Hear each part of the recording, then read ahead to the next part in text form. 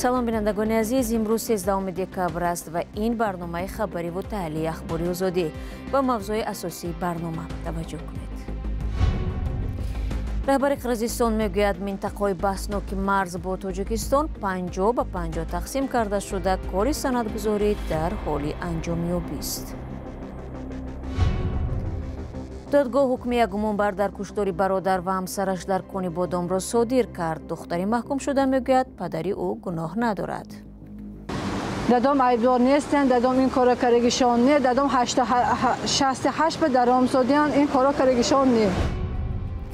ва созмони авфи байналмилал Исроилро ба геноцид ё наслкушии фаластиниён дар Ғазза айбдор намуд. бархилофи хомӯшии мақомоти Тоҷикистон, раиси ҷумҳури Қирғизистон Содир Ҷабборов баъзе аз нуқтаҳои созиши марзиро байни ду кишвар тавзеҳ дод. ӯ дар суҳбат бо хабаргузории давлатии Кабар гуфт, минтақаҳои баҳсноки марзӣ дар байни ду ҳамсоя бо дар назар гирифтани манфиатҳои ҳамдигар баробар, яъне 50 ба 50 тақсим карда шуда, кори санадгузорӣ дар ҳоли анҷомёбист. Содир Ҷабборов аз нуқтаҳои баҳснок ном нагирифт. ду кишвар то ин дам дар мавриди роҳи воруху чоркӯчаи байни Исфараву Ботканд ва гӯшаҳои дигар ҷанҷол доштанд. ҳаятҳои Тоҷикистон ва Қирғизистон рӯзи 4 декабри имсол марзнигориро пурра ба поён расонданд, вале тафсилоти онро нагуфтанд. Содир Ҷабборов мегӯяд, баъд аз поёни кори комиссияи байни ҳукуматӣ санадҳоро вазирони умури хориҷӣ имзо, парлумонҳои ду кишвар ба тасвиб мерасонанд ва раҳбарони Тоҷикистону Қирғизистон имзо хоҳанд кард. баъд аз анҷоми кори комиссияи байни ҳукуматӣ, гузаргоҳҳои сарҳадӣ байни Тоҷикистону Қирғизистон ки аз соли 2021 баста боқӣ мемонанд, боз хоҳанд шуд. додгоҳи вилояти Суғд ҳукми як гумонбари ҳодисаи куштори пурсару садои шаҳри Кони Бодомро содир кард. ин ҳодиса нимаи моҳи апрели соли равон рух дода буд ва дар он зану шавҳари калонсол кушта шуданд. додарас дар қатли бераҳмонаи Музаффар ва Иноят Урмоновҳо додар ва ҳамсояи девор ба девори онҳо Шарифҷон Ашуровро айбдор донист. пайвандони маҳкум шуда ва ҳам ҷабрдида ба ин бовар надоранд. Фарзон Муҳаммадӣ гузориш медиҳад. рӯзи 12 декабр додгоҳи вилояти Суғд Шарифҷон Ашуровро дар куштори бародараш Музаффар Урмонов ва ҳамсари ӯ Иноят Урмонова айбдор донист ва ҷазои 20 соли зиндон таъин кард. иштирокдорони мурофиа баъди анҷоми он ба Радиои Озодӣ гуфтанд, ки дар оғоз айбдоркунандаи давлатӣ ба маҳкумшуда ҳабси абад талаб карда буд. аммо айбдоршуда Шарифҷон Ашуров дар сухани охирин худро бегуноҳ донист. кушти гуфтодианде дадам куштагишон не, ин вай масалан дидаги одамо ҳаст ва гуфта до суоли ҳақиқат мебурад, мо бо вай мекунем. дадом айбдор нестен, дадом ин кора карегишон не, дадом 68 ба даромсодиан ин кора карегишон не. ҳодисаи куштори зану шавҳари тақрибан 70 сола шаби 16 ба 17 апрели соли равон дар деҳаи сайҳуни ҷамоати Фирӯзобаи шаҳри Кони Бодом рух додааст. мақомоти интизомӣ баъзе аз хешовандонро ба гуфтаи худашон борҳо бозпурсӣ ва якеро дастгир карда буданд. пайвандон мегӯянд, зери фишору шиканҷа баёнот додаанд ва биноан хоҳони таҳқиқи дубора ва одилона ҳастанд. карисодагинда неварачам қуттия гиром майхал кара бозӣ кард. неварача писарча ани духтара ани мин бозӣ караги буд. ин хун не гуфта. همین من قصص کاری زاد که داد گفتم که اکم من بر رحمشان آمده گریف من نمیدونم همین خیر گردنشان بگریفت اشتیا تهمت کردیم و خودم عیب دار که است میکنه من میگم اکم من وقت قرار وقت شروع سیاه کردم سچاق همه اکم بانیا کلان سچاق همونا تیزه کرده همونا دستشان ده خون گفته من بعد تصدیق کن همونقدر 44 سال اسین خانه کاریگی باشم من انیمیننده من دروغ گپ زدن نتیجه کردم این تیزه طاقت نکردی ساز که من چا کنم. خانم اشورова میگوید شب حادثه شمال بود و همراه شوهرش در خانه نشسته بودند. پیوندان دیگری عائله هم به دست داشتن آنها در حادثه شبهه دارند، چون از خانه کشته شده ها مال و دارایی زیاد ربوده شده است. دادم دوتا گوششم کار گپا نمیفهمم. مثلا دادم گپا نمیفهمم. چیزی که گویم ها گفته شدن گرفتیم. همین خیر. همین کشتار من کارگیم نگوش دادم. ما باید کارگیشان نمیکنیم. و ایشان به همون مجبور کرد نینگه های پوشانده از کوچه کار زدن اما با وای کاری کرده دادم زدگی. مظفر اورمانوف و شریفجان اشوروف در همسایگی زیسته در خواجگی دهقانی کاملجان سلطانوف دههشان میراب بودند. وی به نام پدرش نسب گرفته برادران و خواهرانش نسبی اشوروف دارند. شیوه تحقیق کشتار مظفر اورمانوف و همسرش عنایت اورمانوف در دهه سیهون شهر کنیبادام نزدیکانشان را نگران کرده است. نمایندگان مقامات به آنها گفتند که حادثه در زمینه بدبینی به وقوع آمده است. راست گپ اماکم کتی همین همجان ما 44 سال رسیم همجا زندگی میکنیم یکم بار ما از همه رفتگی نبودیم 44 سال اماکم این جنده باشد ما این جنده همجنده کلان شده و یا بچه‌اش کتی ما در برو کرده گشتگی یکم بار این ما از همه رفتگی نیده دادا بوام دادام کتی اماکم یکم بار من سم رفتگیش من شنیدیم. پیوندان این دو عائله در کنیبادام از مقامات خواسته بودند که حادثه ها را موشکافانه بررسی کرده گناهکاران را یابند و جزا دهند، ولی با این مراجعت ها از حکم طولانی گرفتن شریفجان اشوروف در حیرتند. همکنون عزم دارند از بالای این حکم به زینه‌های بالای شکایت برند. در یک سال آخر درباره کشته شدن اعضای دست کم 6 عائله در شهر کنیبادام گزارش رسید. آخرینش اولی ماه دکبر رخ داد. انگیزه کشتار ناروشن مانده، عاملان بازداشت نشدند. معلوم نیست این حادثه ها حلقه های یک زنجیرند یا از هم جدا، دزدی و غارتگری یا وحشت انگیزی. فرزان محمدی، رادیو آزادی، شهر کنیبادام. شما برنامه اخباری رادیو آزادی را تماشا دارید. خبرنگاران در سراسر جهان با سبب نیزاها و حکومت‌های استبدادی نرخ خیلی بلند را پرداخت می‌کنند و تا رفت شماری روزنامه‌نگاران زندانی یا کشته شده می‌افزاید.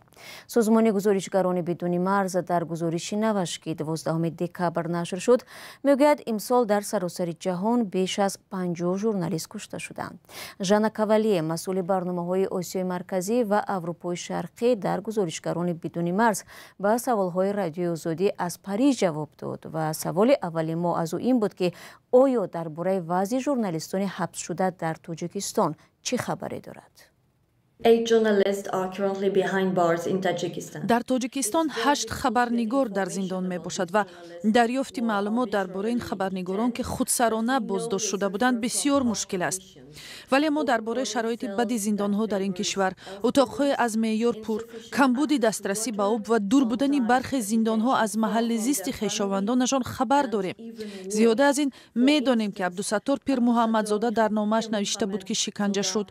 مرافع سردبیر پیک احمد ابراهیم که امسال بازداشت شد پشتی درهای بسته جریان دارد و آنگونه که در مثال دیگر خبرنگاران هم دیدیم بر اساس اتهام‌های ساخته به جوابگری کشیده شده است. حکمت الله سیف الله زاده در زندان 74 ساله شد. ما اینچنین از سرنوشت عبدالله غربتی، دلیر امام علی، خورشید فوزیلوف، خوشام غلام، ذوقی‌بک سیدامینی بسیار نگران هستیم. چرا به نظر شما حکومت تاجیکستان دعوت‌های جامعه بین‌المللی به آزاد کردن ژورنالیستان را نادیده می‌گیرد؟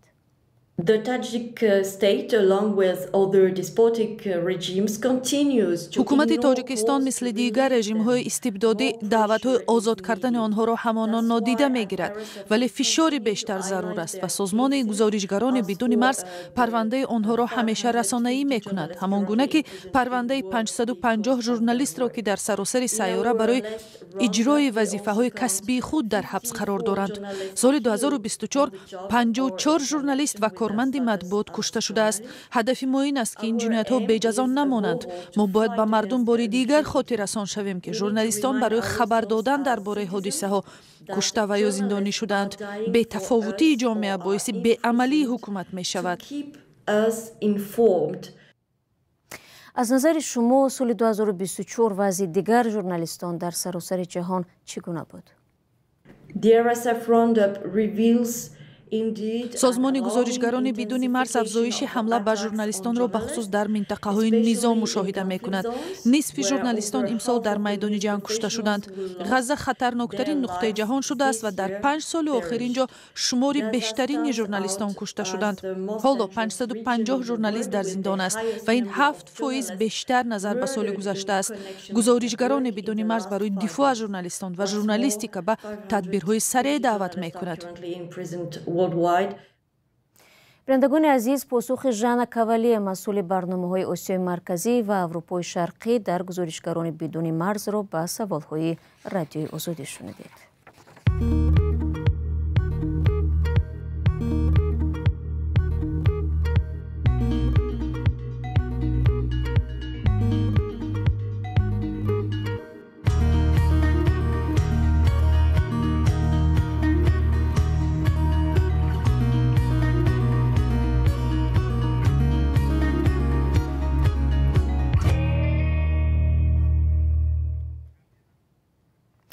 برنامه را ادامه می‌دهیم.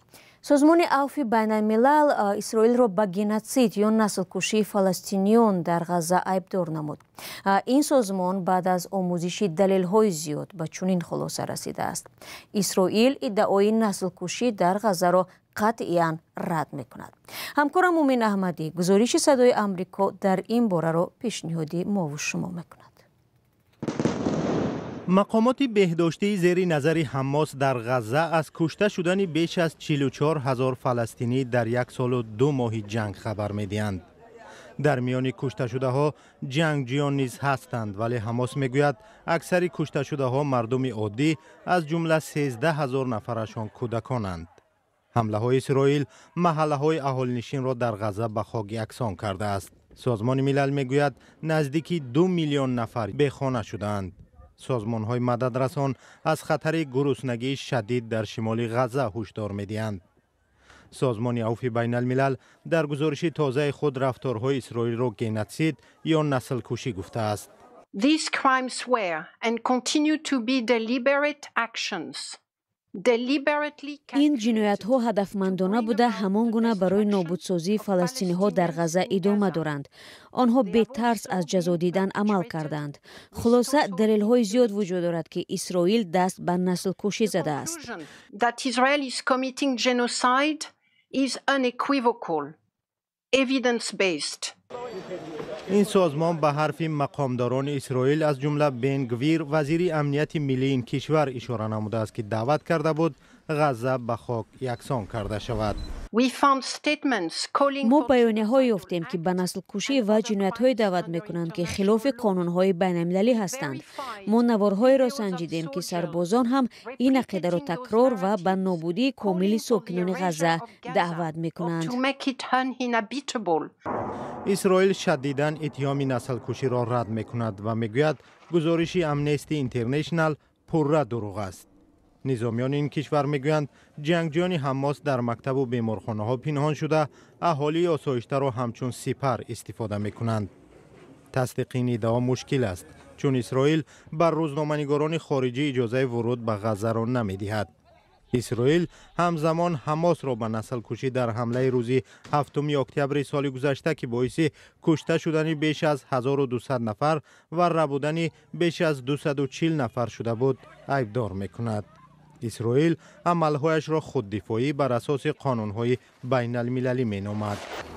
هیچگاه از اراده خود برای دفاع از مردم کشور و برگرداندن تمام گروگانها به خانه‌هایشان دست نمی‌کشیم. گزارش عفو بین الملل تأثیر بر رفتارهای اسرائیل خواهد داشت.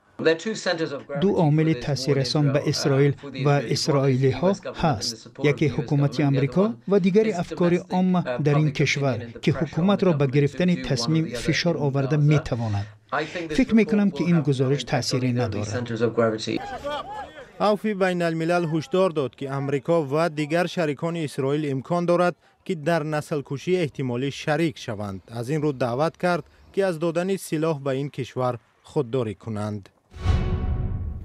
دوستان عزیز، فرصتی که در اختیار داشتیم انجام یافت. تشکر از یک شما که تا پایان برنامه ما را تماشا کردید. خود را احتیاط کنید عزیزان و خدا نگهبانی هر یکی شما باشد.